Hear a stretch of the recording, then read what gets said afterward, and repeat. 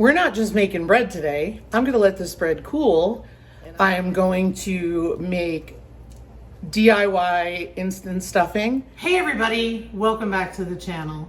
Today we are going to see how the stuffing mix did. And we're gonna be using the stovetop stuffing copycat and that we made, and also the chicken stock. So I've got both jars here. And what I'm gonna do is put a pint jar of, love that pop, a pint jar of chicken stock in a pot. I'm gonna add 2 tablespoons of butter. So 2 tablespoons of butter. Now the recipe calls for a half a cup of water. I'm substituting chicken broth because I didn't add bouillon cubes to it. So I'm gonna let this boil and I'll bring you back. So while I'm waiting for this to boil, or come to a boil, I'm gonna open the stuffing, remove my oxygen absorber, and pour this in a bowl. Normally, I would put it in the pot like you do when you make stovetop stuffing, but we don't know exactly how much liquid we need just yet. So that's why I boiled a pint worth, because this is the first time I'm reconstituting it and I didn't want to make it all mushy and like really gross, or really soupy, I should say.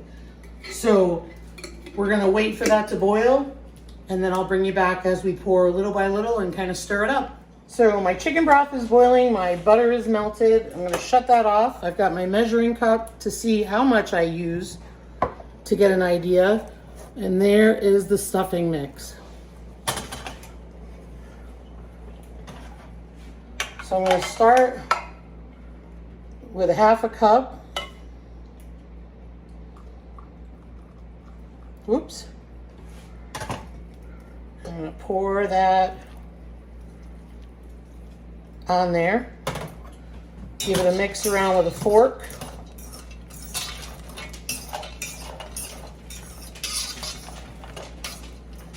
It's definitely gonna need more than a half a cup. I can tell by looking at it. So I'm gonna do another half a cup, and we'll just do it in those increments to make sure the cubes absorb it all.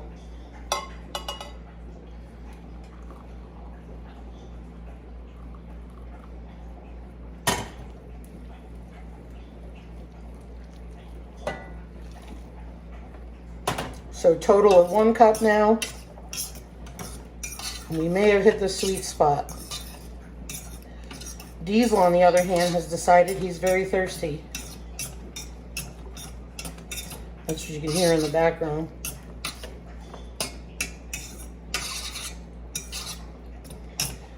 Okay, so this is what it looks like. There is a little bit of liquid on the bottom. I'm going to cover it with foil and let it sit for about 10 minutes. And decide if we need to add more, and I will bring you back for that. I didn't wait as long, but it does need the whole pint, I believe.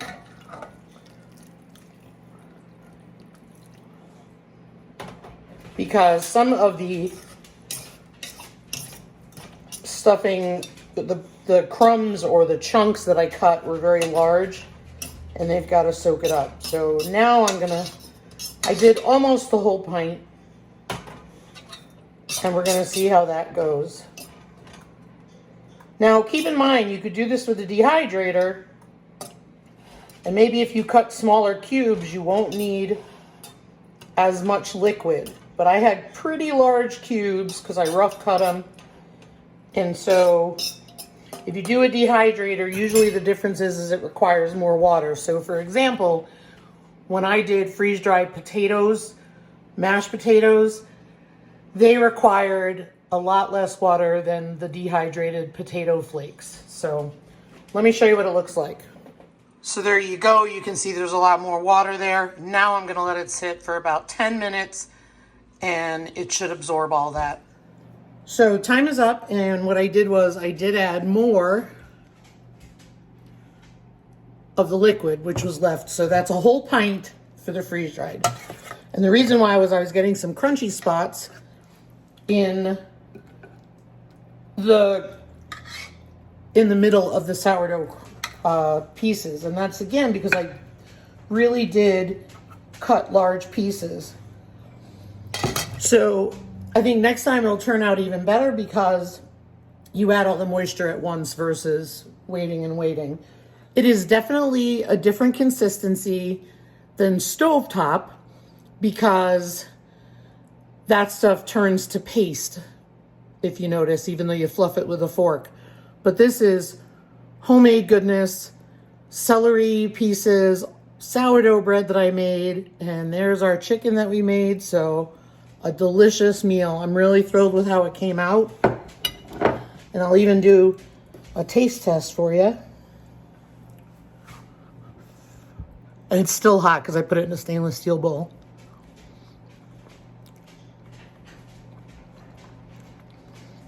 Very good. So there you have it. First time making it, I was impressed. Is it a make again? Absolutely. I think that there's always room to refine the process and make it to what exactly you want. I asked Ryan for his feedback. He said he loved the taste of it, loved the texture. The only feedback he would give is if you're making it with a rustic loaf of sourdough, he said cut the bottom off because that was the one part that struggled to absorb to a consistency he liked. But he said it wasn't the end of the world. The other thing is try making a sandwich style sourdough bread or use a sandwich style bread and cut that into cubes. The other thing I thought of was the original recipe that I looked at was for baking it.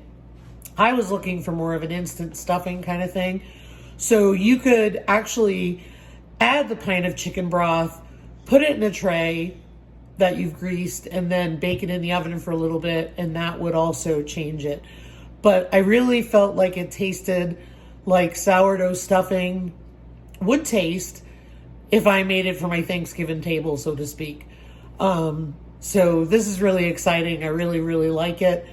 But yeah, so there you have it. So if you try it, let me know. Let me know what you think. If you got any feedback, go for it. But I'm sold. And that's one last thing we have to buy from the store. We will just make our own from now on.